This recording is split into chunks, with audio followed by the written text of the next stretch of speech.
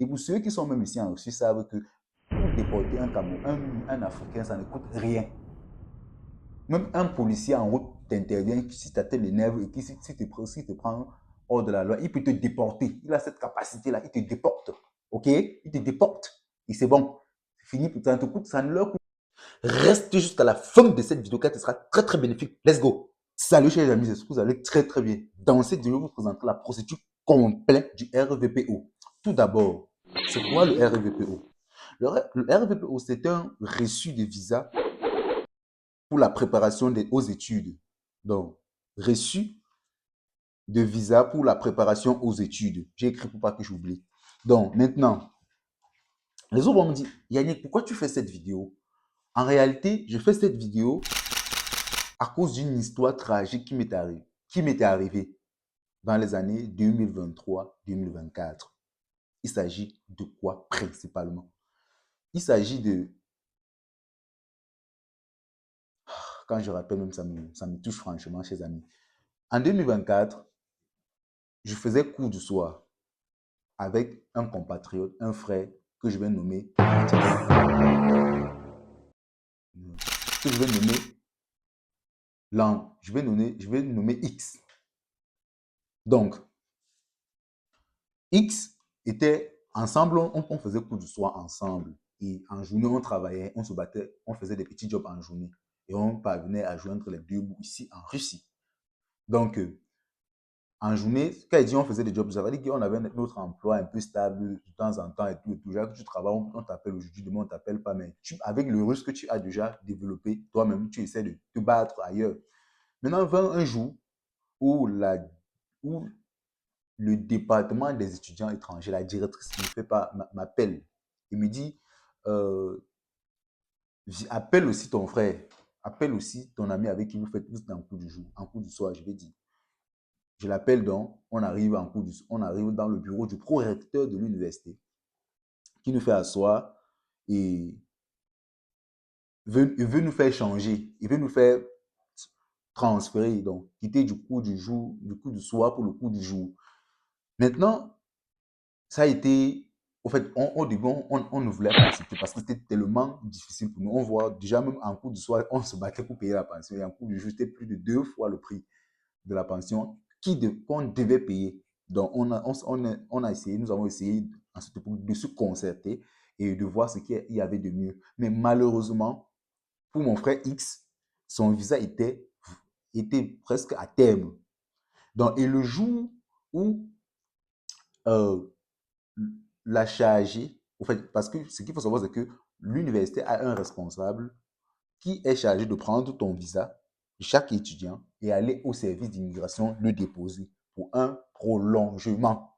Donc, et ce jour, ce fameux jour, pour, pour la petite histoire, elle avait oublié le passeport de mon ami X au bureau du département des étudiants étrangers.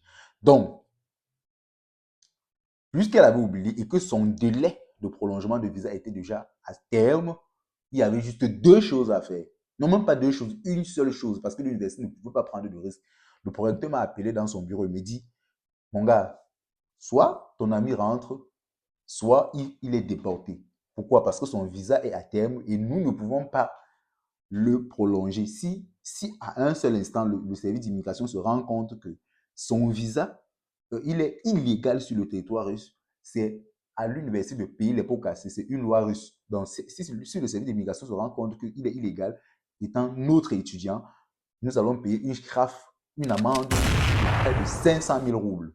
Donc, vaut mieux, lui, il rentre et après, on lui fait une nouvelle invitation pour qu'il puisse revenir. C'était la petite histoire.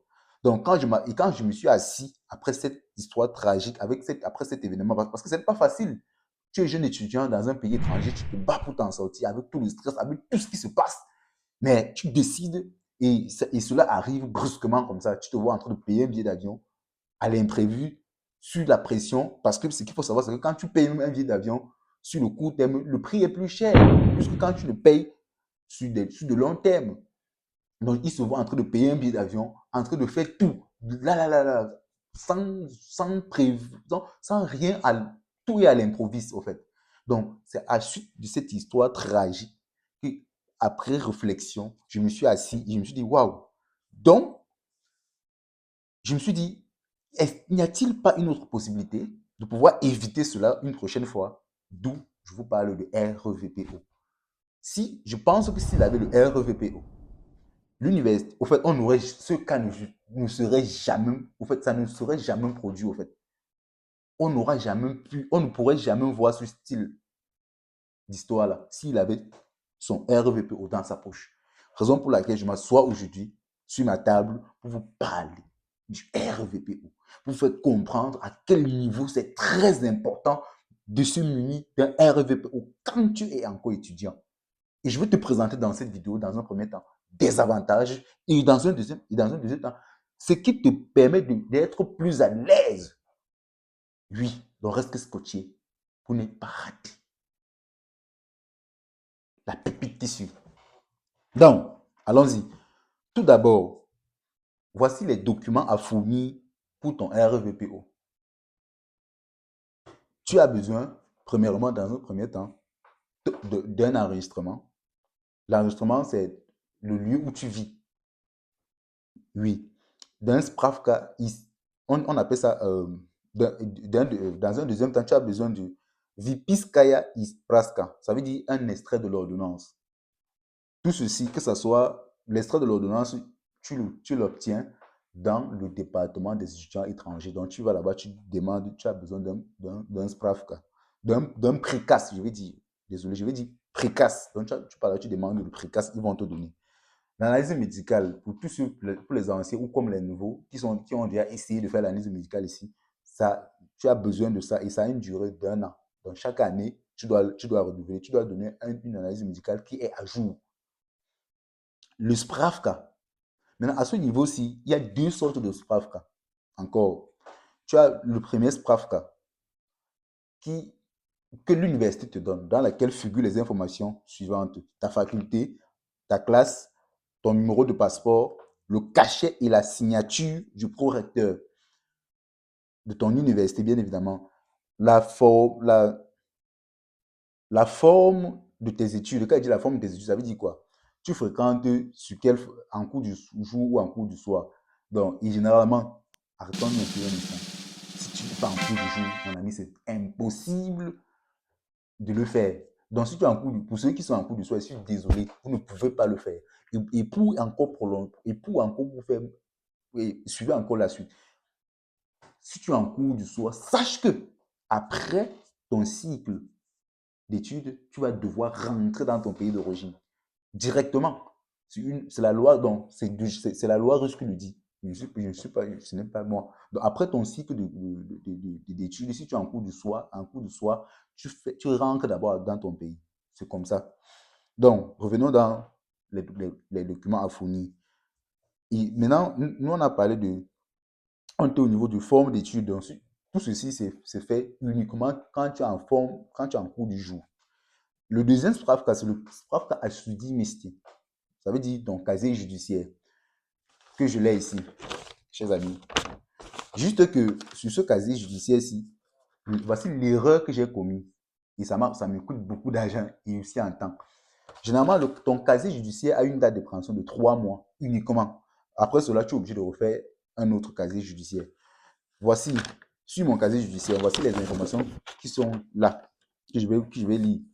Tu as besoin d'un timbre qui se fait au ministère des Finances dans ton pays d'origine. Tu pars là-bas, tu mets ton timbre. Timbre fiscal. C'est là, c'est écrit là. Je lis juste ce qui est là. Et aussi, le cachet et la signature d'un magistrat. Au fait, je pense qu'ils font ça là-bas au pays directement. Et d'un greffier, cachet et signature. Maintenant, voici d'où j'ai fait l'erreur. Voici mon erreur. Tu as besoin du cachet de l'ambassade de la Russie au Cameroun. Je ne sais pas si tu es en suivant cette vidéo, peut-être tu es Camerounais. Moi, j'ai besoin, pour mon cas, par exemple, j'irai à Moscou la semaine prochaine pour voir si c'est possible ou pas de le faire à l'ambassade du Cameroun en Russie. Je vais aller auprès du consulat pour prendre les informations. Si ce n'est pas possible, je vous dirai dans la vidéo suivante. Si c'est possible, je vous dirai aussi. Donc, je prépare pour vous la semaine prochaine un gros vlog comme ça, qui tente de Ryazan pour Moscou. Je vous dirai tout ce. En fait, on sera ensemble ce jour-là. Donc, je n'ai ici, derrière ma feuille, j'ai non seulement besoin de la signature de la Russie. Enfin, donc, en gros, si ce n'est pas possible, je serai obligé d'envoyer le document ici encore au pays pour qu'on puisse mettre le cachet de l'ambassade de la Russie se trouvant au Cameroun et aussi le cachet du ministère des Affaires étrangères, du Minerex. Donc, voilà ça. Après tout ça, après toutes les informations, après tous les documents réunis, dès que tu te diriges simplement vers le service d'immigration ici en Russie avec une somme de 3300 roubles. Ils te mettent ce cachet de RVPO directement. Donc, voilà, chers amis, en gros, les procédures pour avoir ton RVPO. Et l'avantage sur ça, sur ce RVPO, c'est quoi? Okay? Si tu as peut-être 4 ans d'études, ça te permet de faire les 4 ans sans prolongement de visa. Revenons dans le cas de mon ami. S'il avait par exemple son RVPO, on ne devait jamais entendre qu'il a oublié son passeport, que le département des étudiants étrangers a oublié son passeport le jour du prolongement. Non, parce qu'il n'aura pas besoin qu'on prolonge son visa au service d'immigration. Donc, du coup, ce cas ne devrait jamais arriver. C'est un meilleur moyen d'éviter tous les problèmes. Et pour ceux qui me suivent, et pour ceux qui sont même ici en Russie, savent que pour déporter un Africain, ça ne coûte rien. Même un policier en route t'intervient, si ta tête l'énerve et qui, si te prend hors de la loi, il peut te déporter. Il a cette capacité-là, il te déporte. OK? Il te déporte. Et c'est bon. C'est fini. Ça ne leur coûte absolument rien. Donc, vaut mieux prendre les mesures et précautions pour se sécuriser. Parce que les gens ici, tu entends seulement qu'il était là, il est maintenant au pays. Tu ne sais même pas ce qu'il y a. On l'a seulement déporté. Donc, vaut mieux, avec le RVPO, tu es vraiment, au moins, pas à 100%, mais à l'abri. À l'abri. Et avec ça, ça c'est la première, ça c'est la première avantage que je vous présente. La deuxième, c'est que avec ça, tu peux, après ton cycle d'études à la fin, demander la résidence permanente. Le vite. Après ça, tu demandes la résidence permanente. Et ce qu'il faut savoir, c'est que j'ai un peu survolé, mais bon. Ce qu'il faut savoir, c'est que revenons un peu en arrière. Avec ça, dès que tu finis ton cycle, euh, l'État te donne 6 mois, ok, pour décider est-ce que tu vas rester ici ou est-ce que tu vas quitter le pays. 6 mois pour te décider. Donc, voilà. Et si tu veux postuler pour le RVP, ce n'est plus les études, pour le RVP, pour le visa permanent ici en Russie, par exemple, pour le reçu de visa permanent, tu vas donc, tu auras donc le temps nécessaire de postuler avec ces 6 mois-là. Donc, voilà un peu tout ce qu'il faut faire.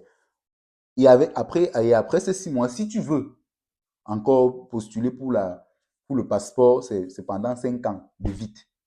5 ans, tu as ton passeport russe. Tranquille. Voilà, chers amis. Si il y a eu des manquements, si j'ai peut-être omis une information, dites-le en bas dans les commentaires et vous serez toujours les bienvenus. Toujours et courtois. S'il y a dites-le en respectant les règles de ma communauté. Sinon, je bloque directement les commentaires qui ne servent à rien. OK?